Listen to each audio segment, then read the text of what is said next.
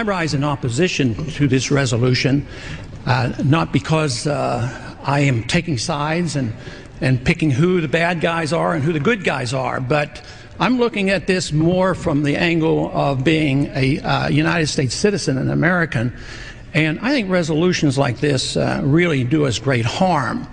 In many ways, what's happening in the Middle East, and in particular with Gaza right now, we have some moral responsibility for both sides in a way, because we provide help and funding for both Arab nations and Israel. And so we definitely have a moral responsibility, and especially now today, the weapons being used to kill so many Palestinians are American weapons, and American funds essentially are being used for this.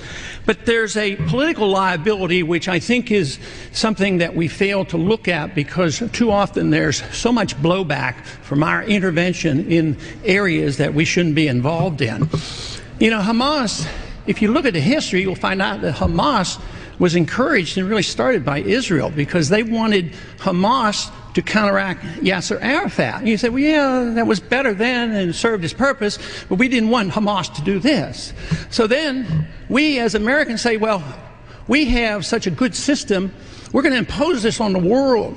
We're going to invade Iraq and teach people how to be Democrats. We want free elections. So we encourage the Palestinians to have a free election. They do, and they elect Hamas. So we first, indirectly and directly through Israel, help establish Hamas. Then we have election. Then Hamas becomes dominant, so we have to kill them. You know, it just doesn't make sense. During the 80s, you know, we were allied with Osama bin Laden. And we were contending with the Soviets. It was at that time our CIA thought it was good if we radicalized the Muslim world. So we financed the madrasa schools to radicalize the Muslims in order to compete with the Soviets. There's too much blowback. There's a lot of reasons why we should oppose this resolution. It is not in the interest of the United States. It's not in the interest of Israel either.